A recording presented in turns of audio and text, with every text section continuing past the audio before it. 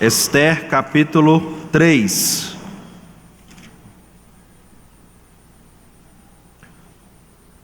Na semana passada nós concluímos o capítulo 2 e hoje vamos dar sequência a essa história emocionante que tem tirado o nosso fôlego e nos causado muitas emoções, tem nos ensinado lições preciosas também acerca da palavra do nosso Deus.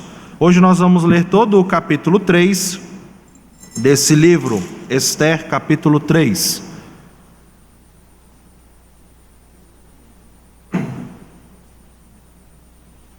Eu farei a leitura, os irmãos acompanhem suas Bíblias ou mesmo na projeção.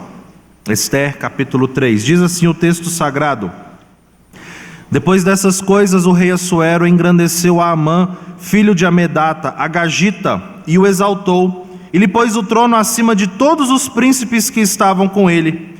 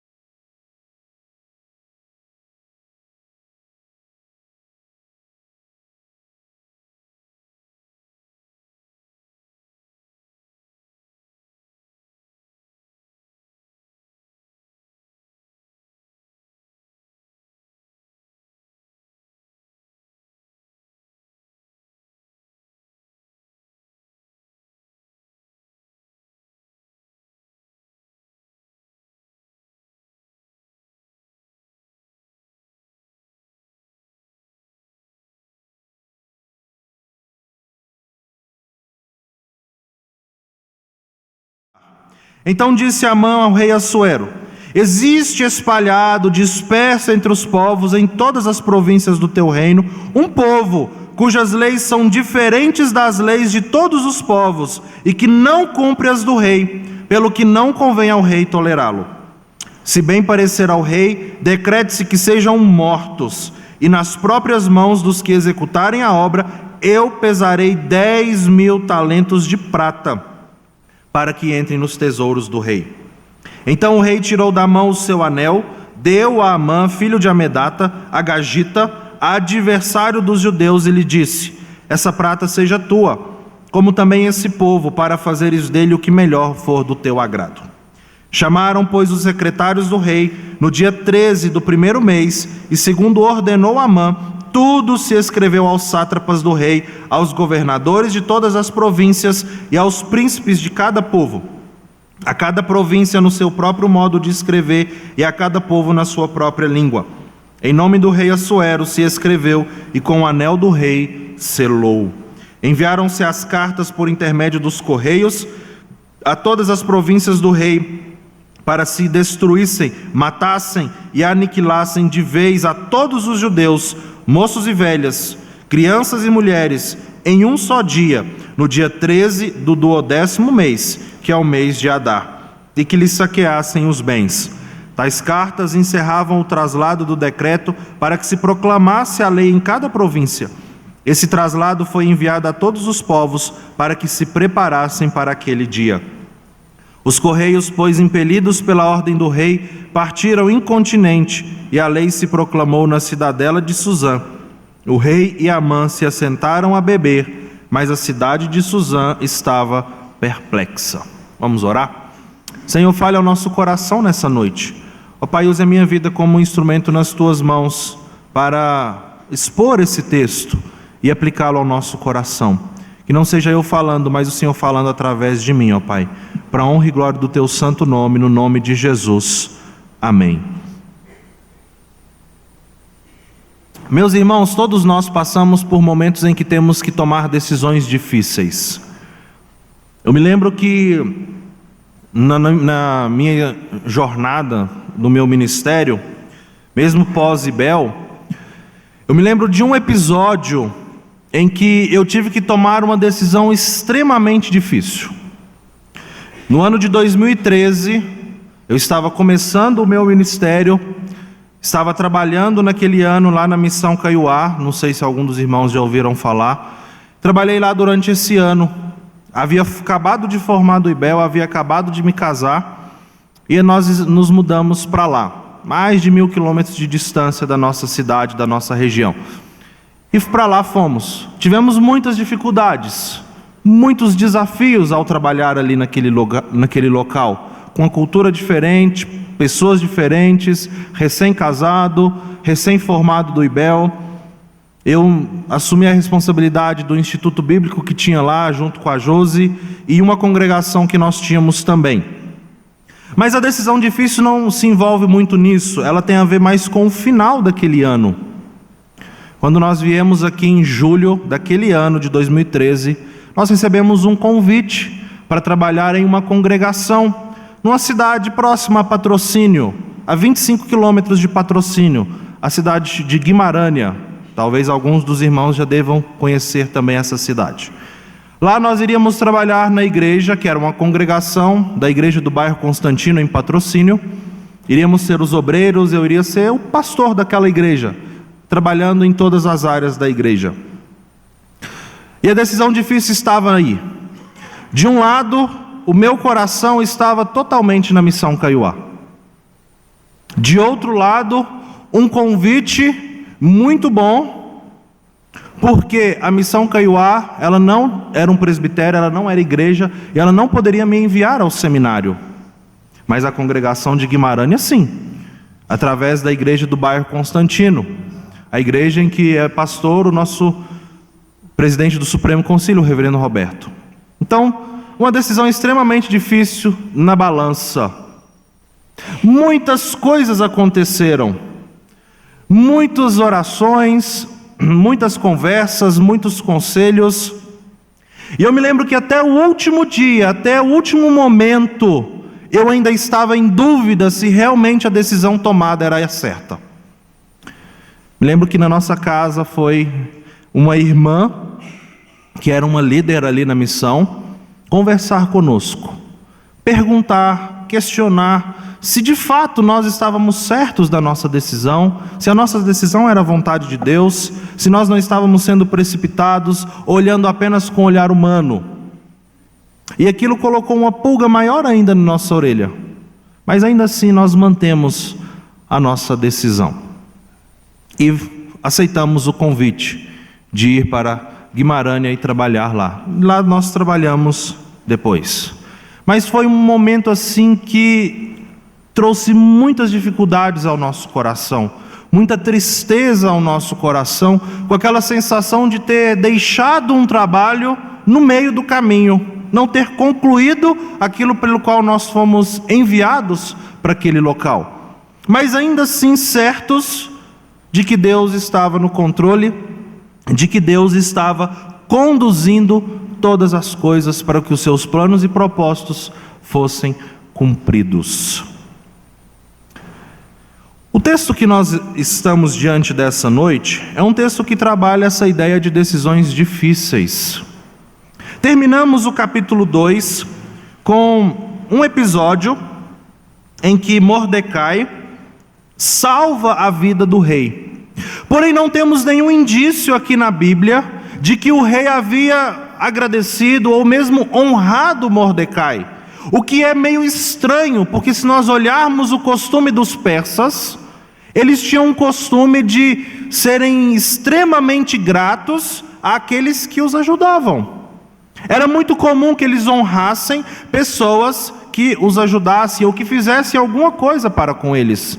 Porém, nós não vemos nenhum indício aqui de uma honra, de uma gratidão, de uma recompensa a Mordecai pelo que ele havia feito para com o rei.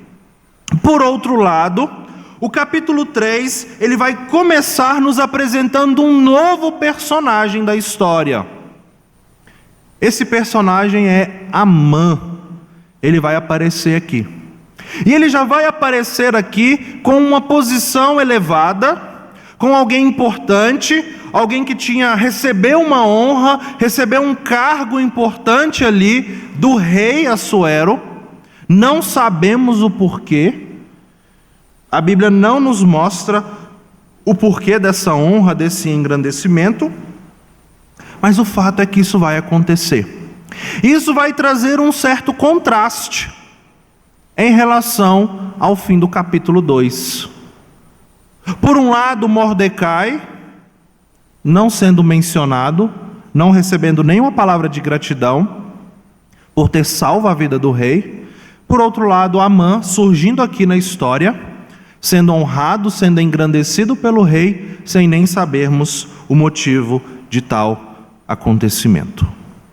E assim nós iniciamos esse terceiro capítulo. Esse engrandecimento de Amã vai dar o tom, vai dar o desfecho da continuação dessa história. Tudo o que vai acontecer no capítulo 3 está baseado exatamente nesse fato, o engrandecimento de Amã. Bom, nós estamos falando sobre a casa da Pérsia. Eu já tenho falado, eu acho que eu já estou até viajando e sonhando com a casa da Pérsia em alguns momentos, mas nós estamos estudando e analisando esse período, esse local, a casa da Pérsia. Então, dentro disso, nós vamos trabalhar nessa noite os desafios da casa da Pérsia. Ela traz muitos desafios para nós, para o povo de Deus. E hoje nós vamos ver alguns deles. O primeiro desafio que nós lemos, que nós encontramos nesse texto, é que nós somos levados a agir com intrepidez. Somos levados a agir com intrepidez. Vamos entender o que está acontecendo aqui agora.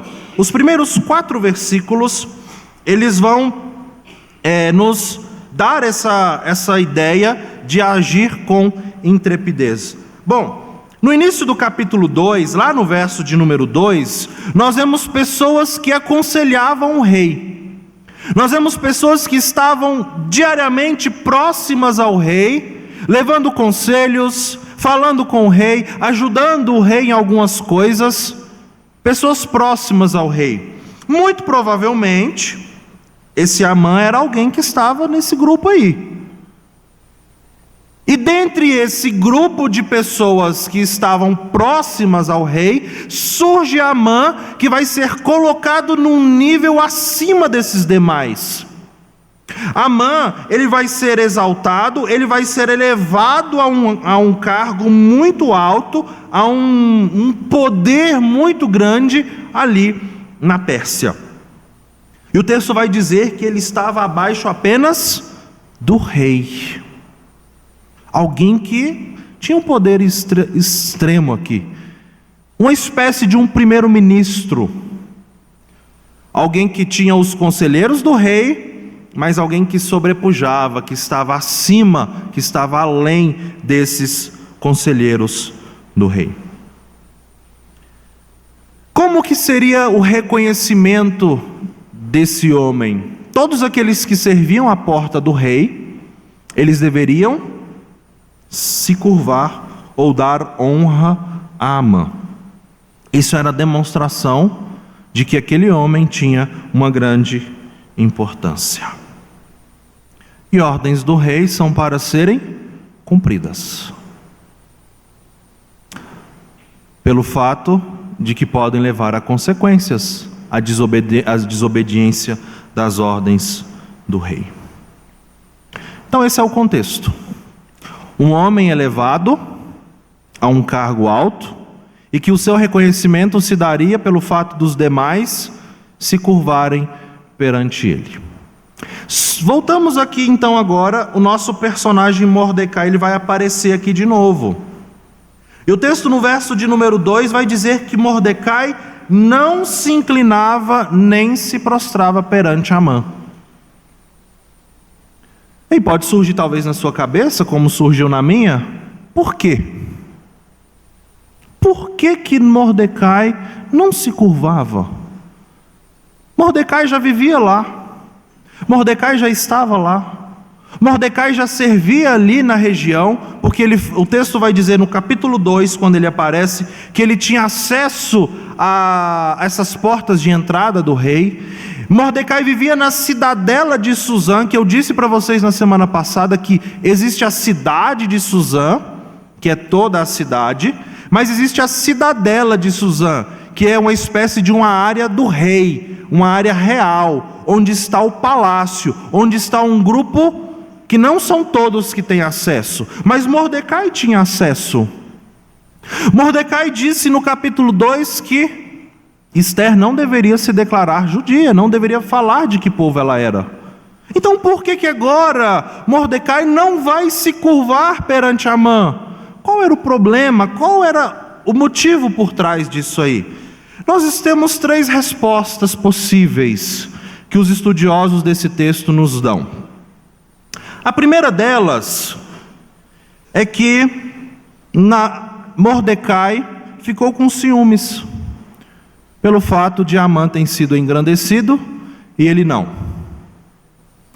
Mordecai foi esquecido e ele salvou a vida do rei. Amã foi exaltado e não há indícios de que ele tenha feito nada pelo rei. Então Mordecai ficou com ciúme, ficou com inveja, ficou com raiva, e eu também, de birra, eu não vou me prostrar. Bom, essa não parece ser a que o texto nos mostra. Não temos indícios aqui no texto para afirmar isso aqui. Uma segunda possibilidade é que Mordecai não se curvava perante homens, o que também não está muito claro no texto. Uma vez que, se nós formos lá para o capítulo 8, Esther vai se curvar perante o rei. E a ideia de curvar aqui, segundo os estudiosos desse texto, não é a ideia de você se curvar como se ele fosse um deus, mas é a ideia de você de reconhecer a autoridade dele. Um estudioso desse texto dá até um exemplo. Ele fala assim: os militares, eles têm as suas hierarquias. Nós temos aqui alguns irmãos que são militares, e tem aquela forma que é a continência, que o inferior, ele presta para o superior. A ideia de quê? De reconhecimento da autoridade.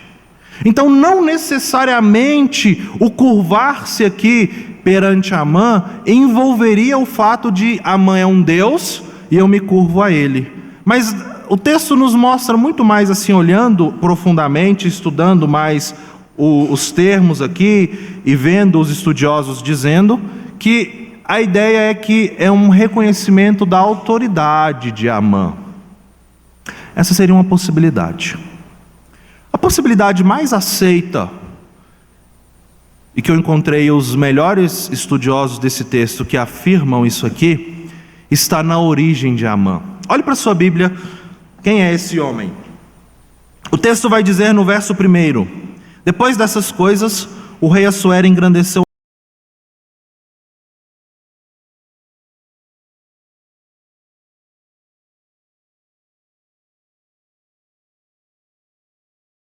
Vamos voltar para Êxodo 17. Em Êxodo 17, Israel foi atacado por um povo chamado de Amalequita. Não sei se vocês vão se lembrar, eles estavam no deserto, foram atacados pelos amalequitas, e depois há um combate entre Israel e os amalequitas. Aquele famoso combate em que Moisés tem que ficar assim, com as mãos para cima. Lembram-se dessa história? Quando ele abaixava, os amalequitas iam à frente e venciam. Quando ele levantava, o povo de Deus vencia. E aí o povo de Deus vence aquela batalha. Os amalequitas eram inimigos ferrenhos do povo de Deus, e eles vão causar muitos problemas para o povo de Deus. Sabe um outro problema muito sério que vai causar? Agora você pode ir lá para 1 Samuel 15. Eu sei que vocês estão aí olhando. Se estiver errado, depois vocês podem conferir e ver aí direitinho. Pelo menos a história está certa. Em 1 Samuel capítulo 15, nós temos um outro episódio que vai causar certo problema. Lembram-se daquela história em que Deus fala para Saul, Saul era o rei, Saul, vá contra os amalequitas, mate todos eles, inclusive o rei, os animais, não deixa nada sobrando. E aí o que Saul faz? Saul cumpre meia boca, ele vence, ele mata, mas ele deixa os animais e ele deixa o rei vivo. Samuel vai até ele, exorta, ali ele perde o trono e o próprio Samuel mata o rei. Qual era o nome do rei? Agag. Amã era um agagita, descendente de Agag, um amalequita. Nós estamos aqui com um homem de um povo inimigo ferrenho do povo de Deus. Mordecai, conhecendo a história, Mordecai não se inclina a esse homem que era inimigo do povo de Deus. E Mordecai tinha talvez um motivo até maior. Há indícios de que Mordecai era descendente da linhagem de Saul, o rei que perdeu o trono porque não matou Agag, que era o rei de Amaleque. Mordecai, sabendo de tudo isso, Mordecai falou: olha, não dá, não posso me inclinar perante esse homem. Há discussões se ele agiu certo, se ele agiu errado, mas o ponto é que mesmo que talvez a sua motivação não fosse a melhor, porque ele não estava preocupado assim, olhando friamente com o povo de Deus em si, com Deus em si, mas por conta de toda essa história, mas o fato é que, meus irmãos, aqui Mordecai, a identidade dele como povo de Deus falou um pouquinho mais alto. Uma decisão difícil que Mordecai teve que tomar. Mordecai teve que agir com intrepidez. E mesmo assim, ele iria sofrer algumas consequências. O texto vai dizer que alguns foram falar: Mordecai, meu filho, por que isso? Rapaz, você está aqui há tanto tempo, você já serve o rei, você já está envolvido, não há problema, por que você não vai se curvar? É só você reconhecer a autoridade de Amã, é só você bater continência para o capitão. Mas ele, e aí o texto vai nos mostrar aqui que ele, verso 4, finalzinho, agora sim Mordecai se declarou judeu. E aí Mordecai deve ter explicado a história e os motivos. E pelo fato dele ser do povo de Deus, ele não podia e não iria reconhecer a autoridade ou a grandeza de um inimigo do povo de Deus. Isso impedia Mordecai de tomar essa decisão. Meus irmãos, quando nós estamos na Pérsia, nós somos tentados a tomar decisões, nós somos levados a tomar decisões difíceis.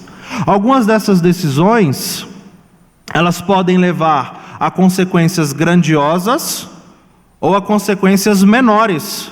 Mas todas as nossas decisões, elas levarão a alguma consequência. Poderão levar a consequências boas ou consequências ruins. É por isso que nós somos a todo momento levados a tomar decisões difíceis. E durante essas decisões difíceis, nós, como povo de Deus, devemos agir com intrepidez.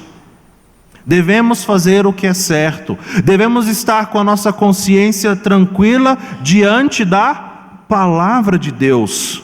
Nós devemos buscar a resposta para as nossas decisões na palavra do nosso Senhor. Mordecai, mesmo diante de toda aquela situação, o fato dele ser judeu, dele fazer parte do povo de Deus, falou mais alto naquele momento.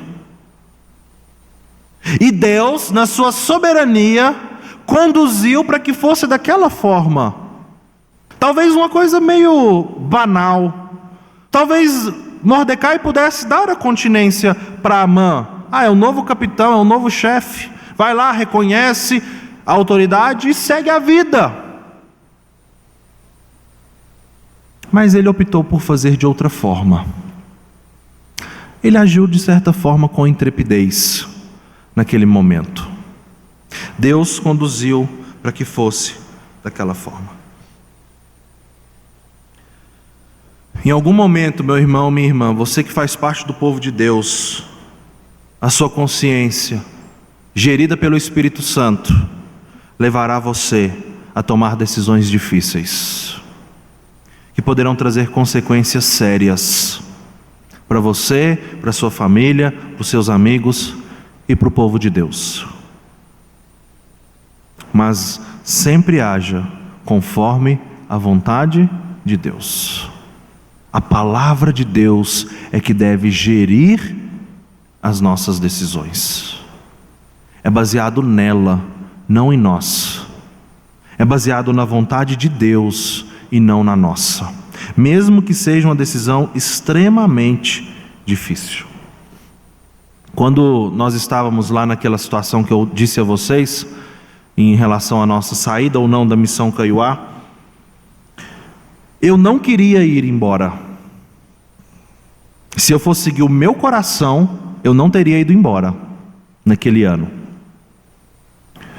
Mas as nossas decisões, elas não devem ser baseadas no nosso coração, ou na nossa vontade, ou no nosso desejo. Mas as nossas decisões, elas devem estar baseadas na vontade de Deus.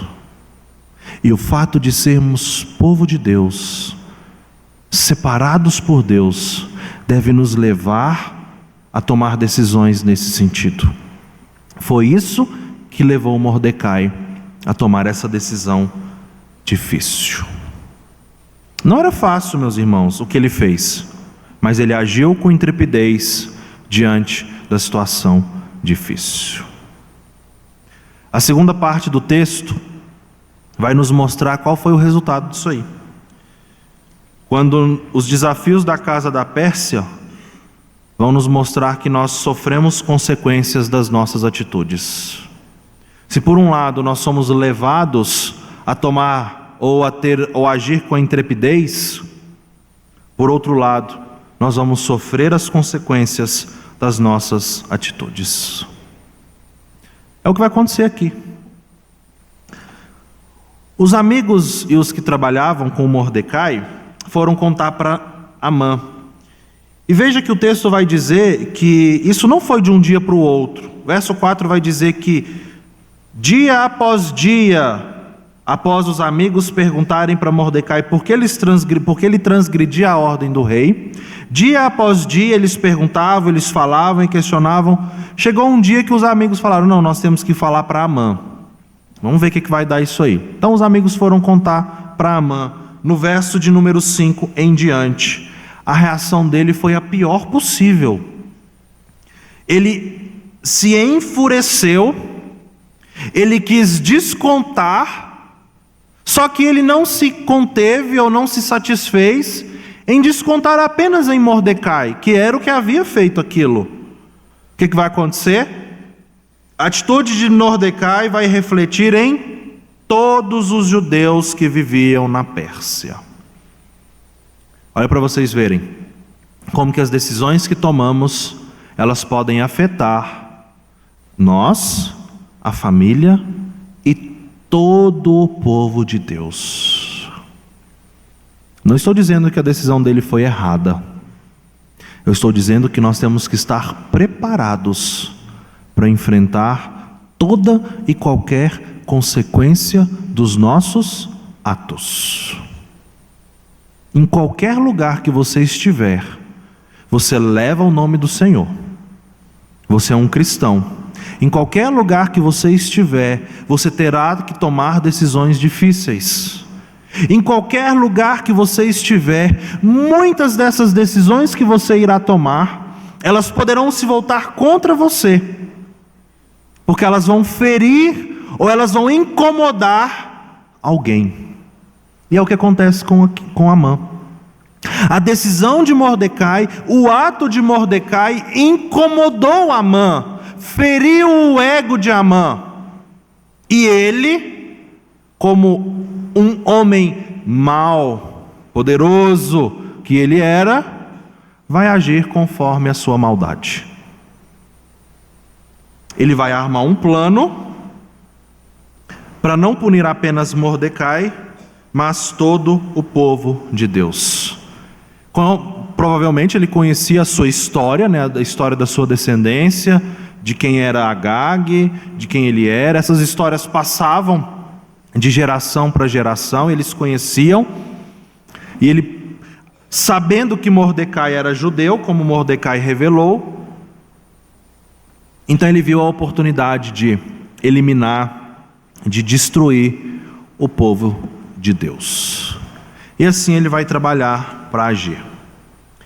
E detalhe, ele não queria só destruir o povo que morava em Suzã, ou na cidadela de Suzã, ou mesmo na cidade de Suzã, mas ele queria que isso levasse a todas as 127 províncias do reino, do reino da Pérsia. Ia afetar todo o reino, não só a cidade de Suzã. Meus irmãos, o Império Persa naquele momento, ele era razoavelmente tolerante com essas minorias, com esses povos que viviam entre eles, que tinham as suas particularidades, como os judeus que estavam lá, mas não pertenciam àquele lugar. Eles eram razoavelmente tolerantes. E isso possa ser um dos motivos pelos quais muitos judeus não voltaram para Israel, mas ficaram lá, devido a essa situação, porque eles nasceram lá. E com a tolerância deles, vivendo lá, muitos deles preferiram ficar. Só que nós não podemos confiar na Pérsia, nós não podemos confiar no mundo em oposição a Deus, porque no mesmo instante que eles são tolerantes, que eles pegam na nossa mão, que eles nos abraçam, mas eles nos abraçam com um punhal para cravar nas nossas costas. No mesmo momento em que o povo tolerante pode se voltar contra nós e ser mau e agir com maldade. Num curto espaço de tempo, tudo pode mudar. Devemos estar prontos para as consequências disso. O mundo que você vive, o mundo que eu vivo, que nós vivemos, ele pode parecer bom em algum momento. Ele pode ser legal. Ele pode parecer assim, tá tudo bem, nós não somos perseguidos, nós temos a nossa fé, nós temos a nossa igreja na praça central da cidade, nós podemos nos reunir aqui tranquilamente, podemos ter a nossa fé no nosso trabalho, na escola, na faculdade, nós somos livres. Só que isso pode virar de uma hora para outra, porque o mundo não está preocupado conosco e muito menos com Deus. O mundo está preocupado consigo mesmo, com o seu egoísmo, e nós vamos perceber isso na pessoa de Amã e principalmente na pessoa do rei. O rei é a figura que vai representar a ação do mundo contra Deus e o seu povo.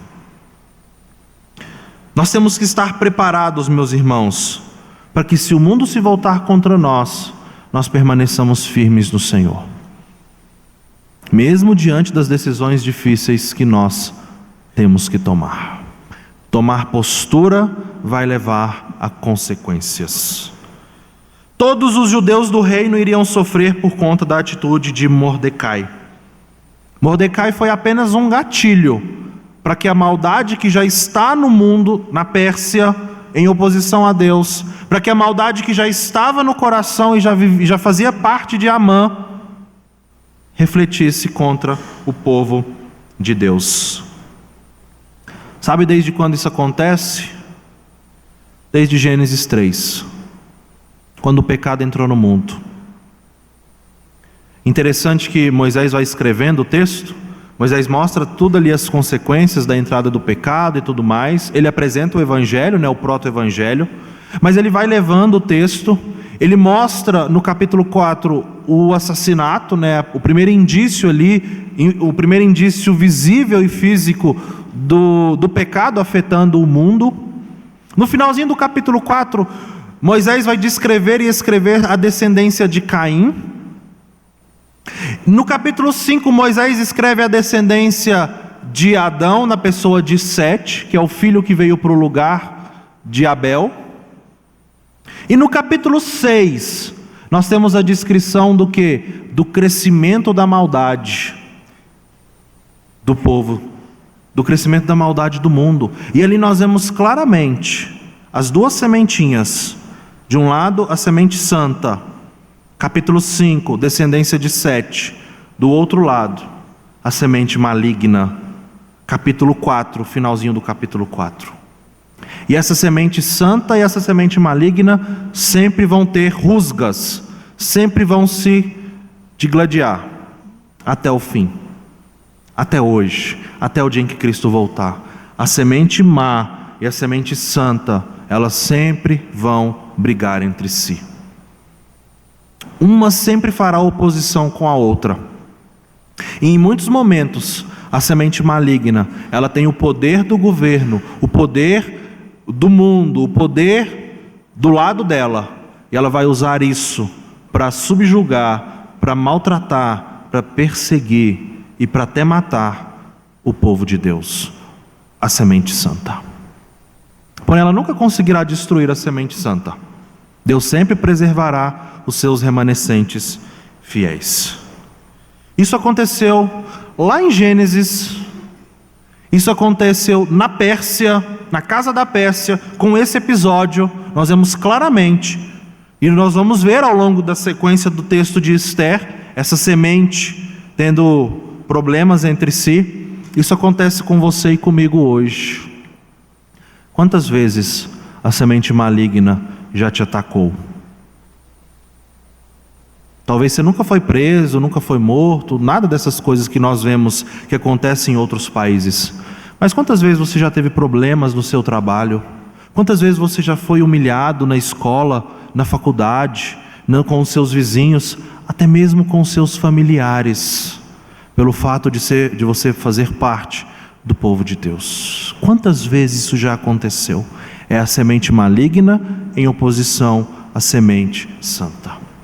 Por mais que em alguns momentos pareça que tudo está bem, tudo está caminhando tranquilo, em algum momento a semente maligna vai se levantar contra a semente santa, se levantar contra o povo de Deus. E nós vemos isso aqui claramente no texto. O plano de Amã era o seguinte: para Amã levar a cabo, dar sequência no seu plano, ele precisava de uma coisa. Se ele conseguisse, ele iria à frente. Ele precisava convencer e ganhar a permissão do rei. Ao fazer isso, ele daria sequência ao seu plano. Para convencer o rei Assuero, Amã vai mexer em duas áreas, em duas coisas na vida do rei Assuero: o orgulho dele e a questão financeira. Ele vai usar essas duas táticas, estratégias, para conseguir convencer Assuero. O orgulho tem a ver com o versículo 8. Ele vai falar assim: olha, Assuero, existe no reino um povo. Esse povo está espalhado, ele está disperso entre nós aqui. Em todas as províncias do reino existem representantes desse povo. Porém, eles têm umas leis, rei. Eles não seguem as leis do Senhor. Eles não seguem as leis e os costumes da Pérsia. Eles têm as leis próprias deles, que são diferentes de nós, que são diferentes de todos. Eles não cumprem as suas leis, rei. E por isso eu acho que o Senhor, como rei, poderoso, pulso firme, não pode aceitar um povo desse no nosso meio, rei. Como que o Senhor aceita um povo desse, que não te obedece, que tem leis próprias, que serve outros deuses, que vive de outras formas e não obedece às leis nossas? tocou no orgulho do rei. O rei deve ter pensado: ué, mas que povo é esse, gente? Como assim isso está acontecendo? Não, isso não pode acontecer. Eu sou o rei, eu que mando, quem que não está me obedecendo? Quem que está me desobedecendo? Que povo é esse que se acha maior e mais poderoso do que eu? De jeito nenhum que isso vai acontecer. Isso não pode acontecer. E tem um detalhe, rei. Se o senhor permitir, se o senhor achar interessante a minha ideia, o senhor faz um decretinho aí, porque Amã, muito esperto, sabia que um decreto da Pérsia não era revogado de espécie alguma. Isso nós vamos ver mais lá para o final, com o desfecho disso aqui. Vocês vão perceber que esse decreto não pôde ser revogado. Rei, só assina aí, faz um decreto. E para ficar tudo bom, para eu ficar feliz, para o senhor ficar feliz, eu vou pegar uma quantia simples, nada de muito, 10.000 talentos de prata, tá bom, rei? E eu vou depositar hoje na conta do reino. Ou seja, na sua conta, né? Talvez não fosse a conta pessoal dele, pessoa física, mas era a conta CNPJ do reino da Pérsia, que quem administrava? O rei. Então era dele mesmo. Eu vou depositar na sua conta, rei. O que o senhor acha? Orgulho, avareza, ganância. Que proposta tentadora, né? O rei pensou. O rei não quis saber. O rei não investigou. Amã não falou que povo era. Você sabe porque você sabe a história. Mas se você lê o texto, Amã não fala que eram os judeus. Amã não fala nada. Ele jogou no ventilador. Tem um povo. É igual quando a gente fala assim, ouvi dizer. Esse negócio de ouvir dizer, meu filho, alguém pode ter dito nada, você pode ter tirado da sua cabecinha mesmo. Foi isso que aconteceu com Amã. Ouvi dizer, meu rei, mas qual é a fonte? Não tem fonte confiável. Ouvi dizer que isso e aquilo, não, o rei não investigou. Um rei justo talvez investigasse. Que povo é esse, Amã? Como assim? Ninguém me falou nada até hoje, vamos descobrir o que é isso. Ele nem quis saber. Ah, é assim, Amã? É isso mesmo? Tem isso aí acontecendo? Você vai depositar os 10 contos lá? Então beleza, tirou o anel, toma. Naquela época não era assinado igual é hoje, né? O anel que representava o rei confirmando o decreto. Então ele tirou o anel, entregou lá para Amã e deu carta branca, deu um cheque em branco para Amã fazer o que ele quisesse. E ali Amã, mais do que depressa, vai fazer tudo aquilo. Dos versos 12 a 15, nós vamos ver Amã ajeitando para que esse decreto fosse assinado pelo rei e fosse enviado as cartas avisando a todas as províncias, a todas as 127 províncias do reino da Pérsia. Haveria um verdadeiro massacre de judeus espalhados por 127 regiões, províncias do Império Persa. Um banho de sangue, um derramamento de sangue, um genocídio. Seria terrível isso aqui. Nosso Mordecai, que até pouco tempo aqui no capítulo 2 falou para Esther não se declarar do povo judeu, fica quietinha Esther, precisa ser a rainha. Agora o nosso Mordecai causou um rebuliço que vai afetar todo o Império Persa. Todos os judeus, o povo de Deus, vai ser afetado por uma decisão, por uma atitude de um único homem.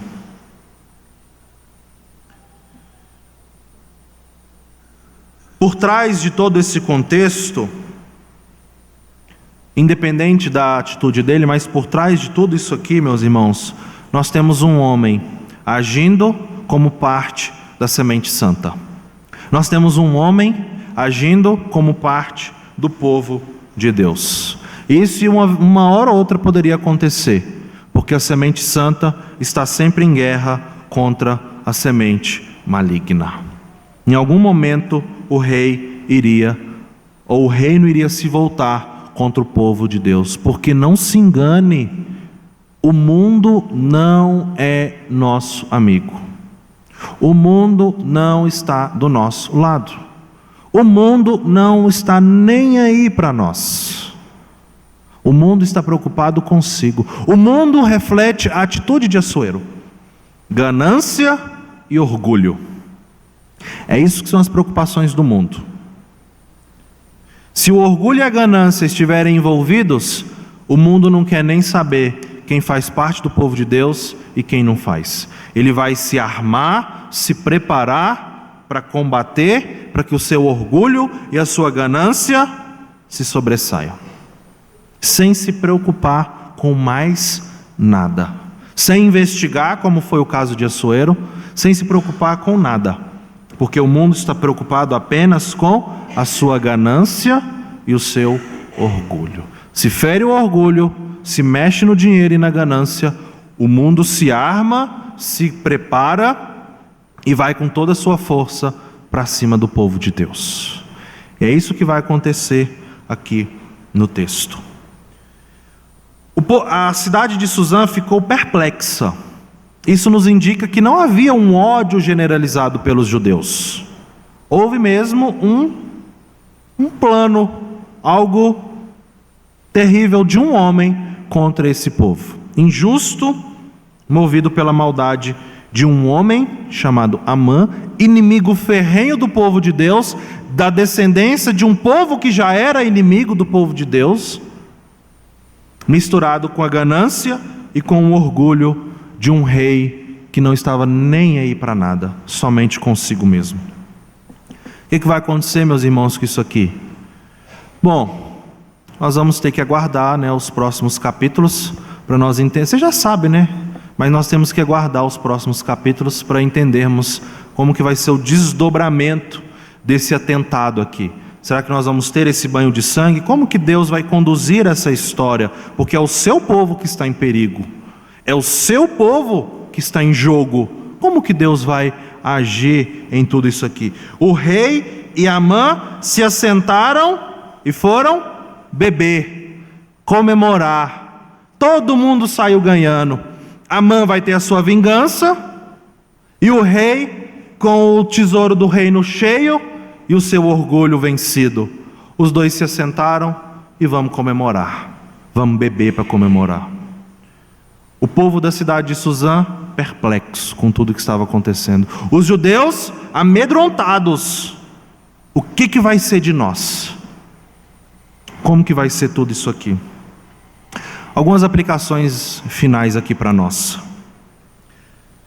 Quando nós olhamos para o nosso Deus, o nosso verdadeiro rei, nós vemos que ele agiu totalmente o oposto do que Assuero e Amã fizeram. O nosso rei, ele poderia nos condenar, ele poderia nos matar, ele poderia nos aniquilar, porque nós somos pecadores.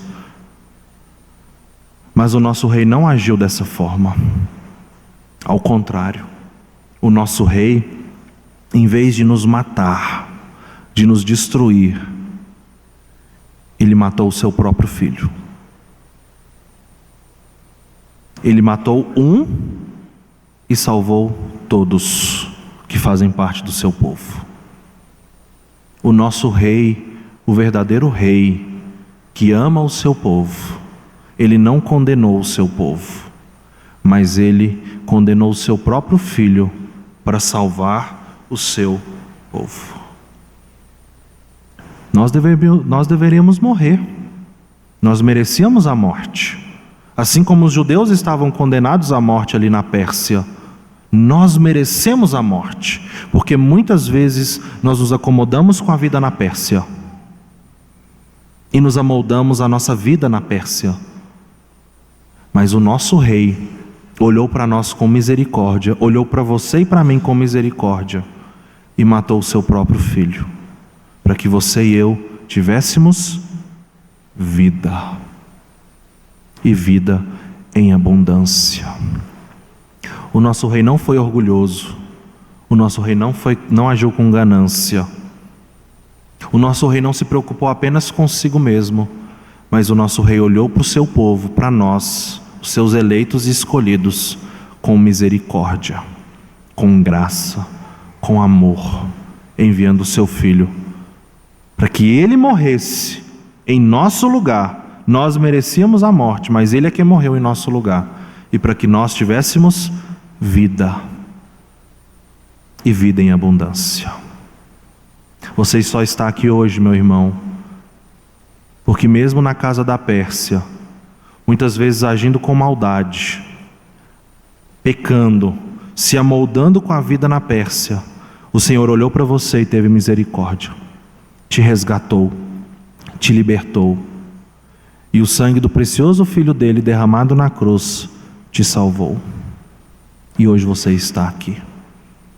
Não se engane, não se engane com o mundo, porque ele pode parecer bonzinho, tolerante, que gosta de nós, mas na primeira oportunidade ele se voltará contra nós, porque a semente santa sempre estará em oposição com a semente maligna, e a semente maligna, orgulhosa, gananciosa, vai vir com tudo para cima da semente santa para destruí-la. Mas Deus estará ao lado do seu povo, preservando o seu povo, para viver com ele eternamente, e essa é a nossa maior esperança. Hoje nós estamos na casa da Pérsia, hoje nós vivemos os desafios da casa da Pérsia, e nós vamos ser tentados a tomar decisões difíceis, que trarão sérias consequências, em alguns momentos, mas que valerá a pena, porque nós estaremos um dia eternamente com o nosso Senhor e Salvador Jesus Cristo, o nosso Rei, o verdadeiro Rei, que nos libertou e nos salvou. Amém. Vamos cantar o hino 299.